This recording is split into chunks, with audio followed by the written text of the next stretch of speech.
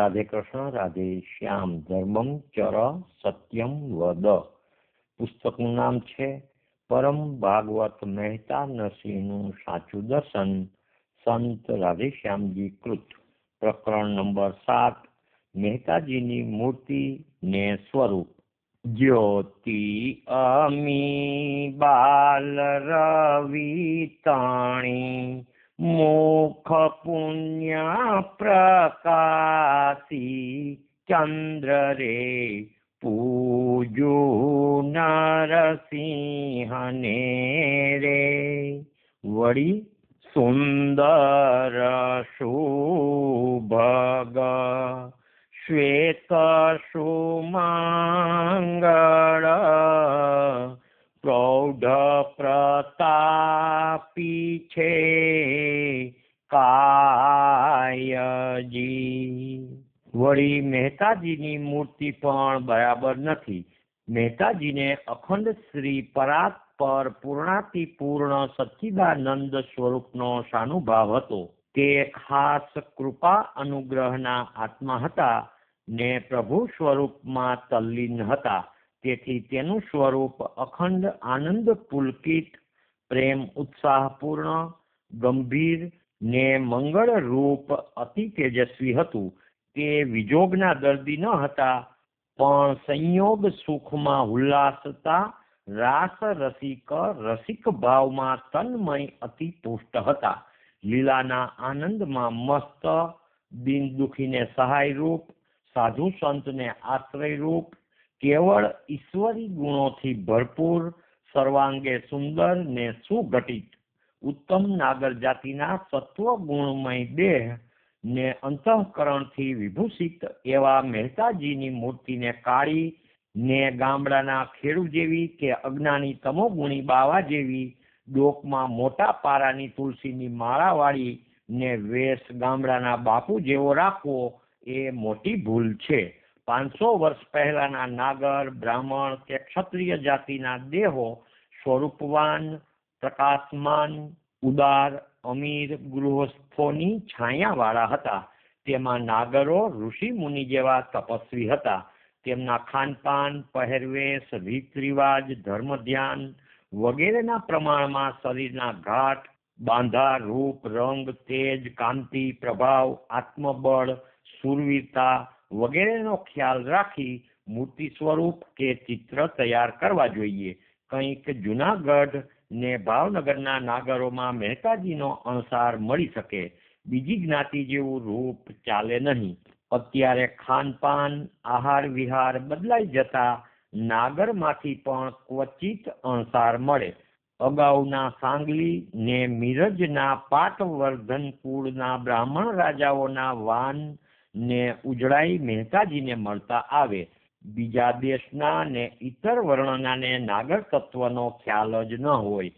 તેમાં મહેતાજી તો રાજને સલાહ દેનારા મંત્રી એટલે કે નોકર કે સેવક નહીં, બ્રાહ્મ ને ક્ષાત્ર તેજના એકીકરણ રૂપ, વેદ વિદ્યા સંપન્ન ને ધર્મશાસ્ત્ર એટલે ઈશ્વરી કાયદાના જ્ઞાતા, આવા સાત્વિક, શુદ્ધ, શ્વેત, ધર્મ ધ્યાન ને ઈશ્વર પરાયણતાથી પ્રકાશતા સૌમ્ય અંગોવાળા પરમ રસિક મહેતાજીની આવી મૂર્તિ. આના કરતા મૂર્તિનો કાંઈક આધારભૂત ભાસ મોટા ગોપનાથમાં કહી શકાય અને ઘણે અંશે મળતું સ્વરૂપ દામાકુંડ પરના દામોદરરાયજીના મંદિરમાં છે, તે પરથી ધડો લેવાય. મહેતાજી કાંઈ માગી ખાનારા ભિક્ષુક બાવા ન હતા. તેને ન હતી કંઠીઓ કે કાનટોપી, ટીલું કે કરતાલ, ન હતા કંઈ ક્રિયાકર્મ કે વ્યવહાર. છતાં તે આખો દી ભજનની જડી લગાડતા, ગોપીચંદન, શંખ ને તુલસીની માળાના ઠોકળા રાખતા ને કરતાલ, ઝાંઝ વગાડતા. આમ લેખકો, કવિઓ ને નાટકકારોએ પોતાની સમજ, કલ્પના ને રોનક માટે અવનવા જુઠ્ઠાણા જોડી કાઢ્યા. તે તો સંતની હાંસી રૂપ છે. છતાં વિનોદ માટે પ્રજાએ વધાવી લીધા. આવા બહારના સરંજામ તો બનાવટી હોય તે રાખે. વિદ્વાન લોકો સાનભાન ભૂલ્યા છે કે શું? સહજ ઉજ્જવળ નાગર જાતિના શ્રેષ્ઠ ભક્ત પુરુષને માગી ખાનારા બાવા જેવા ચિતરવામાં કાંઈ શરમ ખરી કે નહીં? સહજ જ્ઞાન કે ભક્તિમાં કાંઈ વેશ જ બદલવો ન પડે અને પોતાના અસલ બ્રાહ્મણ સ્વરૂપમાં જ રહે. તેને એકાંતમાં ઈશ્વર ભજન કરવું હોય, વેશ સજીને પૂજાવું કે માગી ખાવું ન હોય. શિષ્ટ બ્રાહ્મણનો સ્વાંગ એટલે તે એક ધોતી પહેરે, તે એક ઉપવસ્ત્ર રાખે ને માથે નાની સાદી પાઘડી હોય. ઊંચી સ્થિતિ થયા પછી પાઘડી પણ ન રહે. બ્રાહ્મણને તુલસી હોય જ નહીં. એના જાતિ ધર્મ પ્રમાણે કદાચ એકાદ રુદ્રાક્ષની માળા ઘટે. બહારના લિંગ ચિહ્ન તો જેને અંતર્જ્ઞાન ન હોય તેવા અજ્ઞાની અણઘણ જીવો ધારણ કરે. પરમ વૈષ્ણવતાના આ લક્ષણ નથી.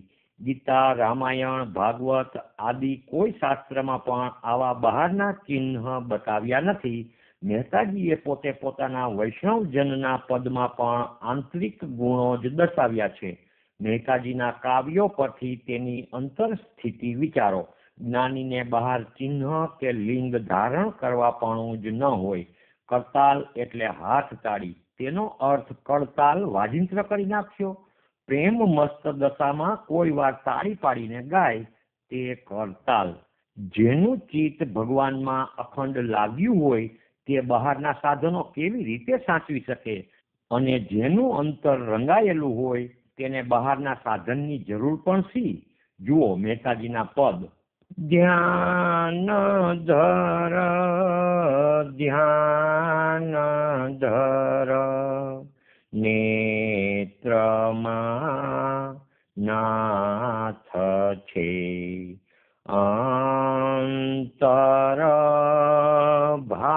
ભાળની એક સુરતી, દેહીમાં દરસશે પ્રેમથી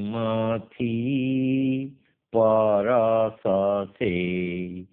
અજબયનો પમા મધુર મૂરતિ, ધ્યાન ધર ધ્યાન ધર નેત્રમાં નાથ છે. સુરત સંગ્રામમાં વિલસે રંગમાં, દરસશે દેહીનું માન મરતા. લોકો રીઝે માટે માળાના થોકડા, ગોપીચંદન, શંખ એવું લખવામાં પણ તત્વવેતાની હાંસી થાય છે. મહેતાજી વેદ વિદ્યા સંપન્ન તત્વદર્શી હતા તેમ પર સત્તાથી પણ દર્શાવેલ છે. છતાં ભિક્ષુક બાવા જેવી લાંબી અલ્ફી, હાથમાં મોટી કરતાલ અને માથે ભિખારીની ટોપી. કલ્યાણ આદિ માસિકોમાં પણ આવા જ ચિત્ર કાઢવામાં આવે છે. પરમ ભાગવતનું આ કેવું સન્માન! પંડિતો, લેખકો ને કથાકારો જેઓ વાણી વિલાસમાં જ રાચે છે તેઓ હંમેશા ભક્ત યોગી તરફ ઉતરતી દ્રષ્ટિ રાખે છે કે તેની રોનક કરે છે. કારણ કે પોપટને પૂજનારા ઘણા હોય પણ હંસને પૂજનારા કમ હોય. આથી તેમનો ખોટો ઘમંડ વધે છે. વસ્તુ ભાન તો હોય નહીં ને માત્ર શબ્દ જ્ઞાનથી પોતાને ઊંચા માની પરમાત્માને સમર્પિત ભક્તોને પણ કાંઈ લેખામાં ગણતા નથી. કરણી તો કાગની હોડ કરે હંસની, હંસને તો હાંસી કાઢે લવમાં. જુઓ મહેતાજીનું પદ. નામ પામ્યો પણ રામને નવલયા. ઘણા તો અવજ્ઞા બુદ્ધિ રાખે છે. વેદનો હેતુ શબ્દ જ્ઞાન નહીં પણ બ્રહ્મને ઓળખવાનો ને ભજવાનો છે. ચોરેલ ચિથરાથી પોતાને સુશોભિત માનનારા પંડિતો ને કથાકારોને ભગવાન સદબુદ્ધિ આપે તો સારું. પ્રજાનું માનસ પોતાની તરફ વાળવા કે ગમે તે કારણે રાજકર્તાઓએ નરસિંહ મહેતાના નામની પોસ્ટ ટિકિટ કાઢી હતી. તેમાં પણ યથાયોગ્ય વેશભૂષાના કથા મેળ વગરનું ભિક્ષુક કે ગાયક જેવું ચિત્ર કાઢ્યું છે. તે સદગત આત્માના અપરાધ રૂપ કુસેવા છે. વળી સમાજને છોડી એટલે નામ રૂપના પ્રપંચમાંથી નીકળી ગયેલા કેવળ પરમાત્મા પરાયણ ને બ્રહ્મ સ્થિતિને પામેલા સંત પુરુષોને રાજ્ય કાર્યાદી અવિદ્યાના વહીવટમાં લેવાય જ નહીં. ટિકિટ રાજકર્તાઓની શોભે. સંત મહાત્માઓનો આવો ઉપયોગ અધર્મરૂપ છે. સંત મહાત્માઓનો બોધ આચરણમાં ઉતારવો એ જ તેમની સાચી સેવા. તે પ્રત્યે તો કોઈનું લક્ષ્ય નથી. તેને માથે છાપનો હથોડો મારે, વળી એ પગ નીચે કચરાય. આવી દુર્દશા સદગત સંસાર મુક્ત પુરુષોની થવા પામે એ કલીનું કૌતુક. મહેતાજીને ભજ્યા વગર મહેતાજીના સ્વરૂપની ઝાંખી ન થાય, માટે મહેતાજી બાબત તેના વિતરાગી સમર્પિત ભક્તથી જાણવું જોઈએ. ઘણો કાળ મહેતાજીનું ભજન કર્યા પછી તેના સ્વરૂપનો ભાસ પામે. તેના અંતઃદર્શન પ્રમાણે મહેતાજીનું સ્વરૂપ આવું છે. બેઠા ઘાટનું શરીર ને વાન પારસમણી જેવો, મુખારવિંદ ચંદ્ર સમાન શીતળ ને તેજસ્વી, તે પર મધુર સ્મિત ને કરુણાર્દ્ર વત્સલ ભાવે ગાલનો ભાગ ભરેલો, દાઢી ગોળાકાર ને ભરેલી, વિશાળ આંખો જેવી મંત્રી કુળમાં હતી તેવી જ દીર્ઘ દ્રષ્ટિવાળી મીટ, છતાં નિર્દોષ, નિર્વિકારી ને પ્રસન્ન એટલે હસતી. કપાળનો ભાગ ધનુષ્ય આકાર ગોળ, ઊંચા ગાલથી પણ માથાનો ગોળાકાર ભાગ જરા બહાર પડતો દેખાય. આખા મુખમંડળનો દેખાવ સાવ ગોળાકાર નહીં, તેમ લંબગોળ પણ નહીં. માથા પર બેઠી આંટી વિનાની પાઘડી જેવું તેજ. કપાળ પર છાયા કરતું બંને કાન સુધી. કૃષ્ણ મંત્ર જાપથી પ્રકાશતું પ્રેમ ઉત્સાહપૂર્ણ પુષ્ટ વક્ષ સ્થળ. ટૂંકામાં પ્રૌઢ, પ્રતાપી, ગંભીર, પ્રગલ્ભ એટલે ગૌરવશાળી, શાંત, સમાહિત મુદ્રા એટલે ઠરેલી મુદ્રા. અગાઉના સૂર્યવંશી રાજાઓમાં રાજા મુચકુંદ ભગીરથ જેવું તેજસ્વી છતાં સૌમ્ય મુખમંડળ. સત્વ શુદ્ધિને મૂછ મોટી ન હોય, દોરા જેવી પાંખી હોય, તે શુદ્ધ સાત્વિકપણાનું લક્ષણ. અગાઉ નાગર બ્રાહ્મણમાં સીવેલા વસ્ત્રો પહેરવાનો મોટે ભાગે રિવાજ ન હતો. તેમાં પણ સંન્યાસ રૂપ નિવૃત્તિ પરાયણ આત્મા એક ધોતી પહેરે ને એક ધોતી કે શાલ ઓઢે.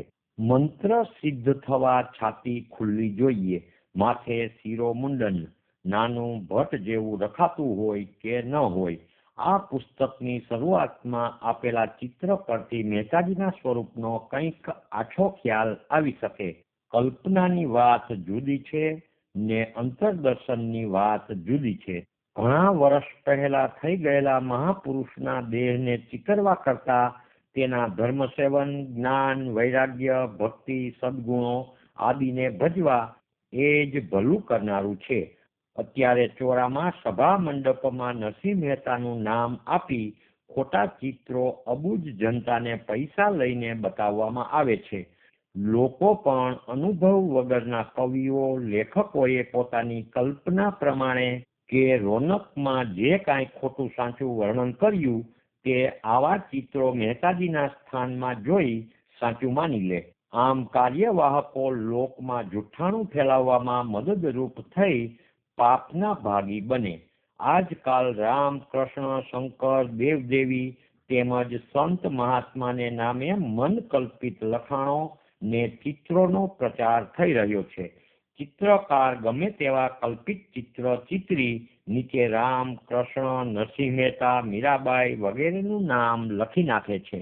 તેમાં ઈશ્વરની, દેવોની ને સંત ભક્તોની પૂરેપૂરી અવજ્ઞા ને નિંદા થાય છે ને પ્રજામાં જૂઠ ને ખોટો ભ્રમ ફેલાય છે. આ એક અધર્મ છે. તેનું પાપ રાજને લાગે છે અને પ્રજા દુઃખી થવાનું આ પણ એક કારણ છે. તેથી રાજ્યે આવા અયોગ્ય ચિત્રો તેમજ ચલચિત્રો ને લખાણો બંધ કરવા જોઈએ. સત્યની શોધ એ જ ખરો પુરુષાર્થ છે, કેમ કે તેથી જ પ્રજાની ખોટી બુદ્ધિ ટળે. તે માટે જીવે પોતે જ જાતે ભક્તિ કરી પરમાત્માનો, દેવનો કે ભક્તોનો અનુભવ લેવો જોઈએ. તેને બદલે જગત વાણી વિલાસમાં રાખે છે ને ખરું ભાન ભૂલે છે. વાણી વિલાસથી પરતત્વની કે વસ્તુની ઓળખ જ થાય નહીં ને સર્વના આત્મા કે સતરૂપ પ્રભુ ભજાય નહીં, તો પ્રજામાં સુખ શાંતિ ક્યાંથી થાય? શ્રી કૃષ્ણચંદ્ર દેવ કી જય. દ્વારિકાધીશ કી જય. રણછોડરાય કી જય.